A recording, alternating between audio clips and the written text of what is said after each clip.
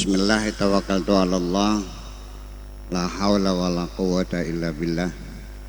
Asyhadu an la ilaha illallah wa asyhadu anna Muhammadar Rasulullah. Allahumma shalli ala sayyidina Muhammadin wa ala alihi wa sahabatihi ajma'in. Amma ba'd. Hadirin dan hadirat rahimakumullah. Dalam kesempatan ini saya ingin mengucapkan selamat kepada anak-anak kita yang sudah diwisuda qiraati dan bersertifikat. Selanjutnya kita harapkan kepada pengurus Pondok Pesantren Cadang Pinggan, nanti anak-anak yang sudah bersertifikat ini diangkat menjadi guru qiraati terhadap adik-adiknya yang menyusul kemudian, sehingga nanti semakin banyak guru qiraati yang bersertifikat, maka akan bisa kita lakukan kelompok-kelompok atau kelas-kelas kecil. Dari satu guru hanya 5 orang sampai 10 orang, sehingga nanti pelajaran qiraati ini lebih efektif daripada kita mengajar satu kelas 40 orang, tidak ketanganan. Semakin kecil kelas itu semakin efektif, karena semua kebagian ditanya juga terjadi dialog interaktif yang lebih baik daripada kita mengajar di kelas besar yang jumlahnya 40 orang. Ya, itu menjadi hambur. Dengan demikian nanti ke depan mudah-mudahan kualitas anak-anak kita semakin baik. Itu saja pesan saya untuk anak-anak yang barusan di wisuda tadi. Kemudian selanjutnya harapan saya, anak-anak kita yang sudah khatam qiraati jangan terburu merasa bangga sudah selesai. Ya, ingat baik-baik bahwa dalam belajar dalam agama Islam itu tidak mengenal usia dan tidak pernah khataman. Jadi kenapa di Pondok Cadang Pinggan itu tidak ada acara khataman Quran? Ya karena saya melihat bahwa mempelajari Al-Quran tidak pernah khatam. Sayanya saja nggak pernah khatam kok, masa santrinya khataman, enak baik. Ya, saya sampai sekarang tidak pernah khatam membaca Al-Quran. Artinya apa? Setiap saat saya selalu menemukan hal-hal yang baru dari Al-Quran, terus digali dan terus digali. Itu persoalannya. Sehingga filosofisnya bahwa Al-Quran adalah bukan kitab hukum, bukan kitab sejarah, bukan kitab pengetahuan, tapi Al-Quran adalah guide of life. Ya, artinya satu petunjuk kehidupan, satu guide untuk kehidupan kita, dan kehidupan kita tidak pernah berhenti, terus berkembang dan terus berubah. Sehingga itulah makanya Islam ya menegaskan bahwa belajar adalah tidak mengenal batas waktu. Artinya bahwa dari mulai kita lahir sampai kita mati itu adalah proses belajar. Makanya disebut dengan long life education, pendidikan seumur hidup. Ya, Nabi mengatakan utlubul ilma atau talabul ilmi faridatun ala kulli muslimin wa muslimatin minal mahdi ilal lahdi. Mencari ilmu itu adalah kewajiban yang sangat ditekankan bagi muslim lelaki atau muslim perempuan, dari mulai lahir sampai liang lahat. Itu namanya long life education. Maka sehingga saya harapkan anak-anak yang telah diwisuda silahkan teruskan belajar ya, setelah pandai membaca kemudian belajar memaknai, belajar menerjemahkan dan belajar menafsirkan. Karena harapan saya anak-anak kita ke depan ya terus menggali Al-Quran, ya memperbaiki, merevisi, menyempurnakan karya-karya penafsir Al-Quran yang terdahulu. Jadi Al-Quran sekarang perlu penafsiran baru. Ya, kita tidak bisa lagi merujuk pada tafsir-tafsir dahulu yang telah dibuat oleh mereka. Karena dalam perkembangan berikutnya itu ternyata menjadi janggal. Ya, jadi kita tidak menyalahkan Al-Qur'annya, tidak merevisi Al-Qur'annya, tapi kita merevisi penafsiran terhadap Al-Qur'an yang sudah tidak cocok lagi dengan kondisi sekarang. Dan ini tentunya perjalanan panjang untuk anak-anak kita untuk terus tekun, rajin belajar dan belajar. Ya, termasuk ilmu nahunya, ilmu sorofnya, ilmu ma'aninya, ilmu badeknya, ilmu bayannya dan sebagainya itu memerlukan perjalanan panjang. Karena ketika saya melihat referensi tafsir besar, ya abad ke-5, abad ke-6 dan seterusnya, lalu dilihat dengan kondisi sekarang, ya ternyata pikiran-pikiran mereka adalah pikiran pada abad ke-5, pada abad ke-4. Kita abad keberapa? Abad 21. Berkembang, kita hidup berkembang. Apa yang mereka pikirkan, ya ini dalam kenyataan kita sehari-hari sudah berbeda sekali. Supaya saya tidak banyak mengurai akhirnya dengan bahasa filosofis yang akhirnya bapak-bapak tidak paham, langsung saja saya berikan beberapa contoh sehingga mengerti persoalan yang sesungguhnya yang saya pikirkan ini,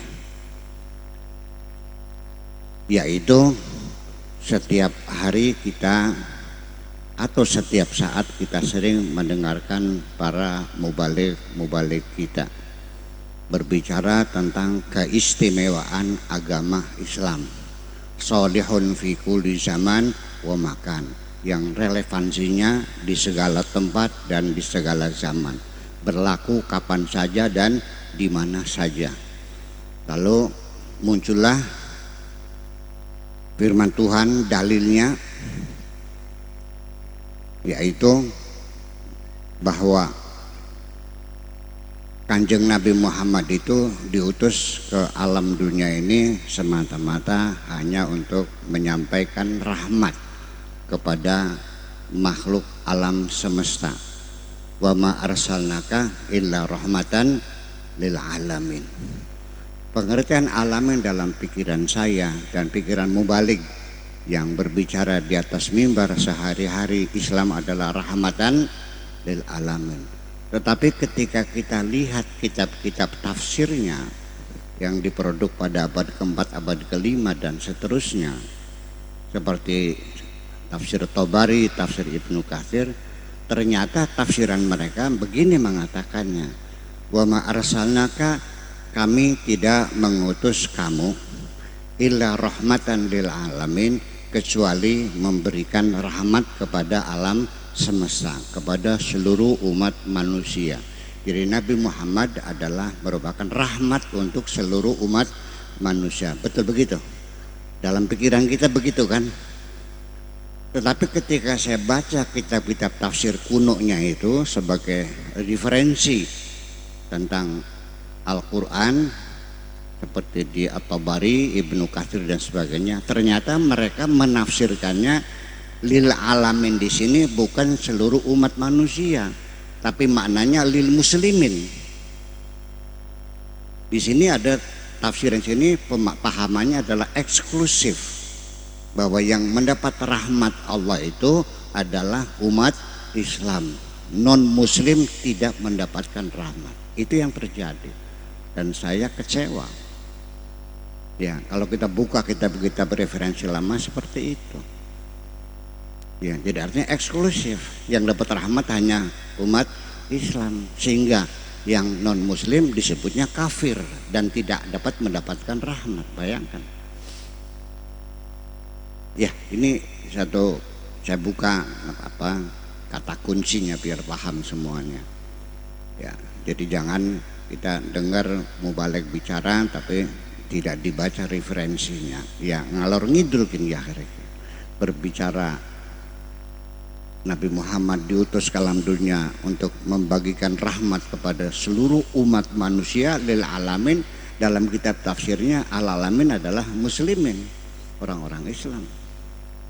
Jadi yang lain orang-orang yang kafir ya tidak mendapatkan rahmat. Ini adalah tafsiran eksklusif. Ini juga perlu dikoreksi. Tetapi dalam kehidupan kita beragama di Indonesia, ketika kita menyebutkan salah tafsir, marah mereka. Jadi anggapannya bahwa ya khazanah peradaban Islam yang sudah terbukukan, sudah menjadi kitab gitu, menjadi sakral, sehingga tidak boleh dikritisi. Ya dari sejak saya kecil itu digebrak-gebrak sama kiai-kiai saya, ya pinter sirat atau pinter Imam Syafi'i.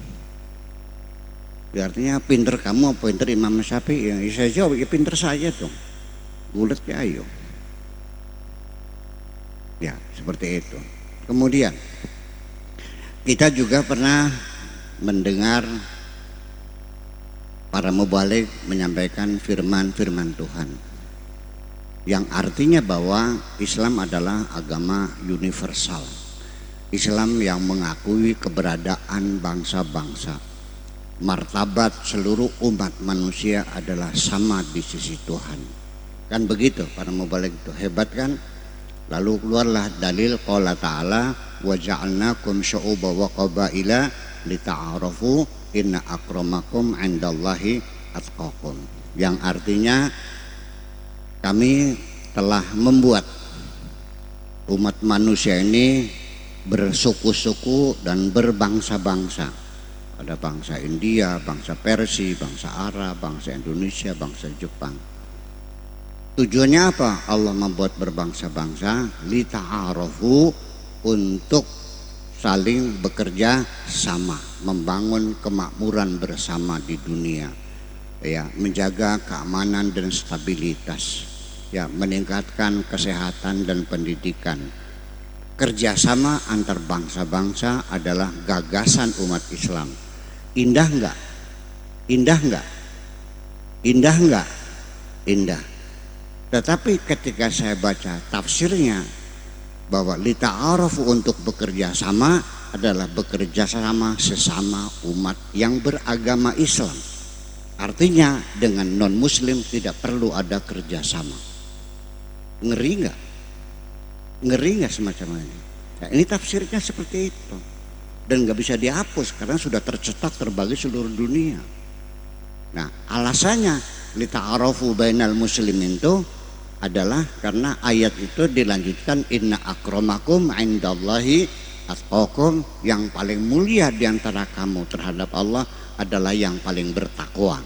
Sedangkan tidak ada orang yang bertakwa kecuali umat Islam.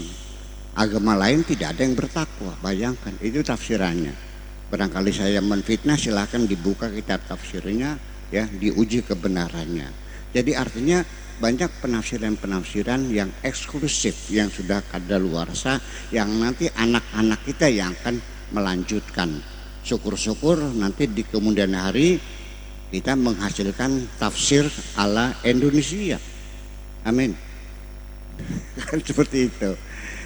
Dan yang ketiga juga ini di tafsir At-Tabari, tafsir Ibnu Katsir dan banyak tafsir lagi, yaitu ketika berbicara kepatuhan masyarakat terhadap agama Islam, terhadap Allah, terhadap Rasulnya, dan terhadap pemerintah yang sah.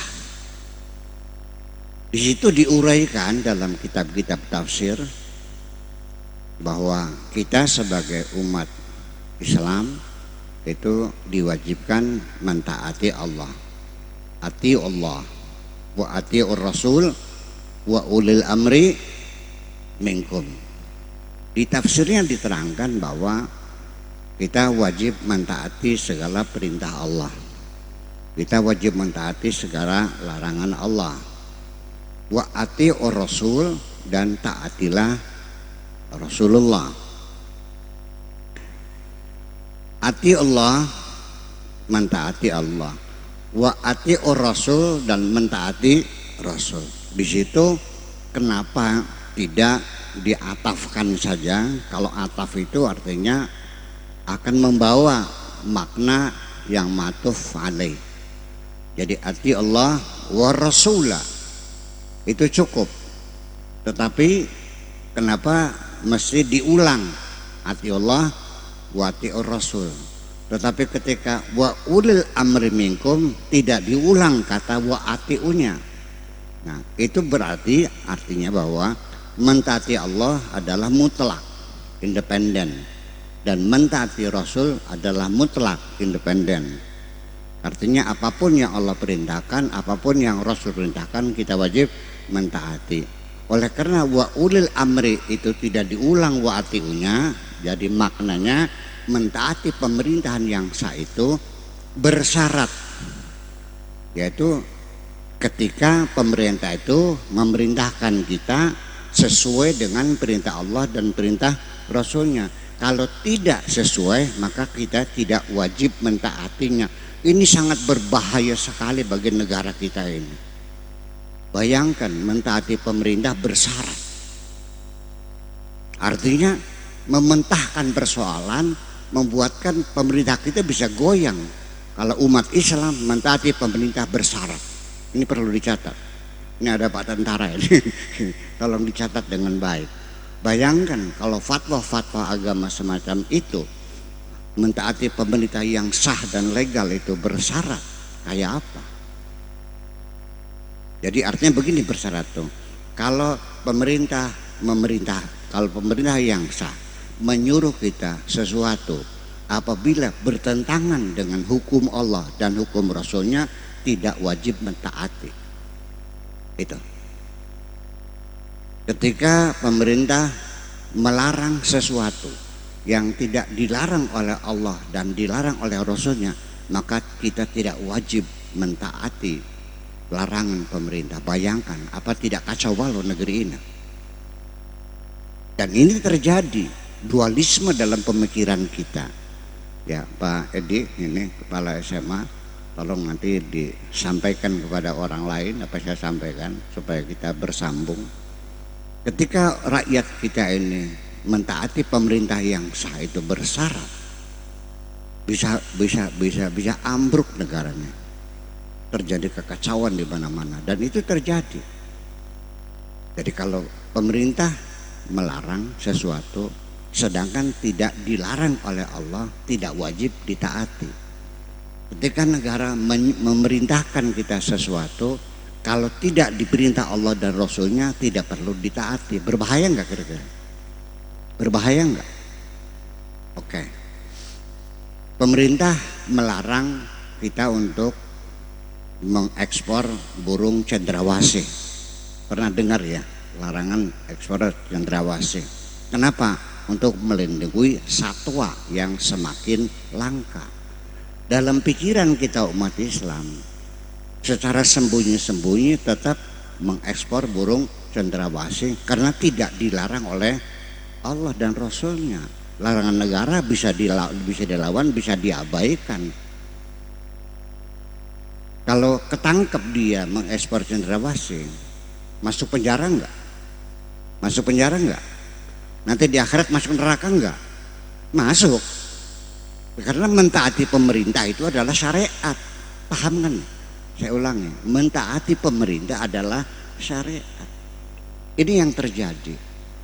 Ya, mudah-mudahan penyampaian tausiah saya bisa dimengerti dan bisa dikembangbiakan kepada teman-teman yang lain, bahwa kita secara syariat harus mentaati pemerintah. Itu tidak bisa ditawar-tawar, kalau nggak bisa goyang. Saya ingin menyampaikan beberapa kasus, ya, studi kasuistik saja.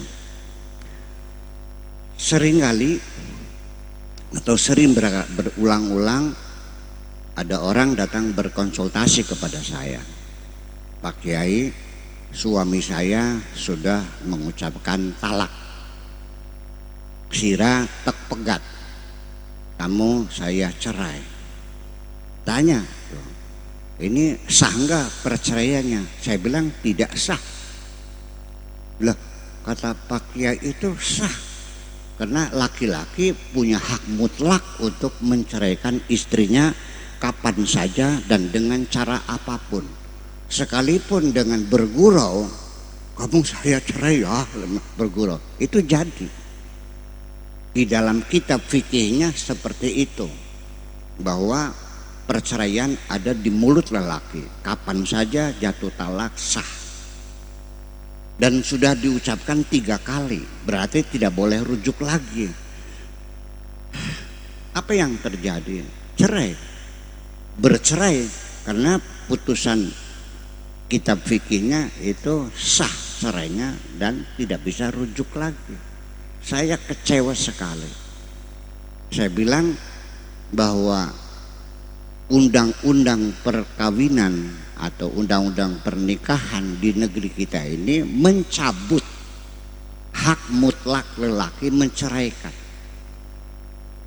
Ya, dalam fikih cerai tidak pernah diangkat ke pengadilan, tetapi kita untuk melindungi nasib perempuan yang sering menjadi korban dalam kehidupan sehari-hari, kita lindungi dengan undang-undang bahwa perceraian harus diproses di pengadilan, dan lalu dapat mendapat SK surat keputusan perceraian. Itu yang terjadi. Jadi ada dualisme dalam pikiran kita bahwa undang-undang mencabut hak cerai suami yang sewenang-wenang harus diproses. Tapi di kitab fikihnya, kitab tafsirnya, kitab hadisnya mengatakan bahwa tetap belum direvisi, cerai ada di mulut lelaki. Apa yang itulah dualisme menjadi masalah. Negara dalam undang-undang pernikahan ini memberikan batas umur kawin, yaitu yang tadinya perempuan 16, laki 18, sekarang baik laki maupun perempuan baru boleh kawin kalau sudah berusia 19 tahun. Ya, maksa masyarakat kita mengawinkan anaknya sebelum umur 19 dengan cara memalsukan KTP-nya. Padahal umurnya baru 16, baru 17, dibuatkannya 19 tahun. Ya, kenapa tidak merasa berdosa? Karena ini tidak dilarang oleh Allah, yang larang kan negara. Berarti kita harus mentaati larangan Allah. Ini kan menjadi dualisme. Anak-anak belum tamat SMA sudah dikawinkan, baru tamat SMP sudah dikawinkan, karena tidak dilarang oleh Allah dan Rasulnya. Dan bahkan Rasul sendiri juga menikah dengan Siti Aisyah pada usia sangat muda sekali, yang bapak-bapak tahu semuanya. Ini sebagai dalil bahwa kita boleh kawin usia apapun. Dalam kitab fikihnya, ibu-ibu, bapak sekalian, itu menikahkan anak perempuan tidak ada batas umur. Umur setahun boleh dikawinkan dan sah perkawinannya. 5 tahun sah. Bayangkan, apakah itu mungkin dalam peradaban kita sekarang ini? Anak kecil 5 tahun dikawinkan, karena di fikihnya tidak dilarang. Negara melarang, tetapi rakyatnya tidak mentaati larangan negara. Itu yang terjadi. Kenapa? Ya karena mentaati pemerintah bersyarat. Ini sangat berbahaya sekali. Jadi artinya apa? Selanjutnya, ya saya ingatkan anak-anak kita yang sekarang khataman qiraat itu, silakan lanjutkan belajarnya, lanjutkan mesantrennya, dalami kitab tafsir. Saya doakan kamu akan menjadi para penafsir yang hebat nanti. Iya. Gitu, tepuk tangan dong. Iya, supaya sesuai dengan kondisi di Indonesia ini. Ya, artinya begini, bahwa negara membuat undang-undang semacam itu, diharapkan anak-anak kita masuk dalam kehidupan rumah tangga sudah matang dari sisi psikologis, dari sisi psikis, dari sisi fisik sudah siap untuk menghadapi rumah tangga. Anak 5 tahun, anak 9 tahun sih kayak apa? Masih umbelan orang, masih kopokan ya. Nah itu, kamu tega menikahi anak 5 tahun? Ya, di dalam fikihnya itu dijelaskan kalau anaknya gemuk, ya gitu. Gemuk itu mungkin untuk disetubuhi silakan. Tapi kalau anaknya kurus, ya jangan tunggu nanti sampai dia layak untuk digauli. Bayangkan, masuk akal nggak kita mensetubuhi anak perempuan di bawah umur? Pakai logika aja, ya dong. Makanya negara buat undang-undang semacam itu. Jadi artinya banyak hal-hal yang perlu kita ketahui bahwa tafsir-tafsir yang ada itu seperti itu. Jadi kita juga akhirnya tetap saya tidak menyalahkan para mufassirnya itu. Yang kita kritisi adalah tafsirannya. Tetap mereka saya hormati karena mereka juga telah memberikan sumbangan pemikiran-pemikiran untuk membangun peradaban Islam yang sampai sekarang sampai ke Indonesia juga jasa mereka juga. Dan pada zamannya yaitu ya relevan pada zamannya. Itu persoalannya. Jadi yang sudah adalah sudah selesai. Ke depan kita menatap masa depan yang lebih baik lagi.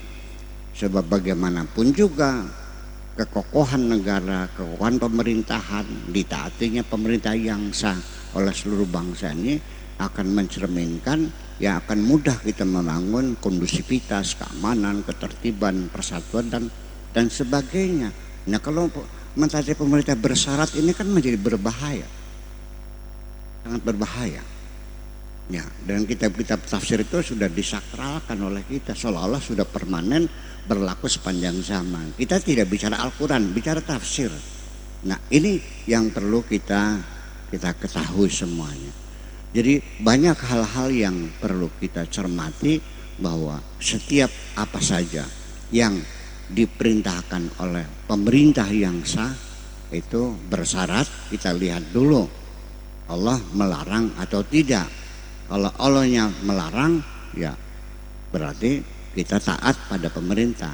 Kalau pemerintah tidak melarang ya kita tidak perlu mentaatinya karena Allah tidak melarang. Sekarang yuk kita lihat di dalam kitab-kitab fikih dan kitab-kitab tafsir, mungkin bapak-bapak sudah tahu semua bahwa anak perempuan ya kalau janda tidak boleh dipaksa, harus mendapatkan persetujuan kalau statusnya sudah janda. Tapi kalau masih perawan itu wali mujbir, bapak kandung punya hak untuk memaksa anak perempuannya dikawinkan dengan lelaki pilihannya, suka tidak suka dipaksa kawin dan sah perkawinan. Itu putusan fikih. Itulah para penafsir mengatakan begitu. Sekarang saya bertanya, dalam isu besar dunia hak asasi manusia, mungkinkah orang dipaksa suka tidak suka untuk melayani lelaki yang tidak dicintainya itu? Ya, kamu saja kalau ngedoyan sate, dijejelin, dimasukin sate, mulutnya muntah nggak kira-kira? Masih mungkinkah kita bisa memaksa orang lain? Anakmu adalah bukan milikmu, dia milik Tuhan kok. Paham kan? Iya masih terjadi pemaksaan itu karena tidak dilarang oleh Tuhannya, sekalipun negara melarang. Paksa digebukin. Ayo gelem beli, mong bok maning, ayo gelem beli, mong bok maning. Wis lara kabeh ya wis gelem. Ya, saya sakit ya. Jadi yang saya pertanyakan adalah kalau anak perempuan tuh manusia bukan sih? Kok bisa dipaksa? Nah ini persoalannya. Karena Allah tidak melarang, Nabi tidak melarang, kitab-kitab fikihnya mengatakan begitu. Jadi akhirnya sekalipun undang-undang pernikahan melarang adanya pernikahan secara paksa, tapi dalam prakteknya masih banyak terjadi. Karena apa? Karena mentaati pemerintah yang sah dan legal bersyarat. Ini berbahaya. Paham Bapak Ibu sekalian? Nah, ini yang perlu kita cermati. Maka di penghujungnya saya hanya berharap, yuk kita doakan bersama-sama anak-anak kita bakal menjadi mufasir hebat di negeri ini. Amin. Dah gitu aja ya harapan saya. Mangga sekalian, dan akhir kalam, wassalamualaikum warahmatullahi wabarakatuh. Ya, mangga kita berdoa bersama. Rabbana auzana nashkura ni'mataka allati an'amta 'alaina wa 'ala walidayna wa an a'mala shalihan tardah wa adkhilna bi rahmatika fi ibadika shalihin. Rabbana atina fid dunya hasanah wa fil akhirati hasanah wa qina adzabannar. Wa sallallahu ala sayyidina Muhammadin wa ala alihi wa sahabatihi ajma'in. Subhana rabbika rabbil izzati amma yasifun wa salamun alal mursalin walhamdulillahi rabbil alamin. Assalamualaikum warahmatullahi wabarakatuh.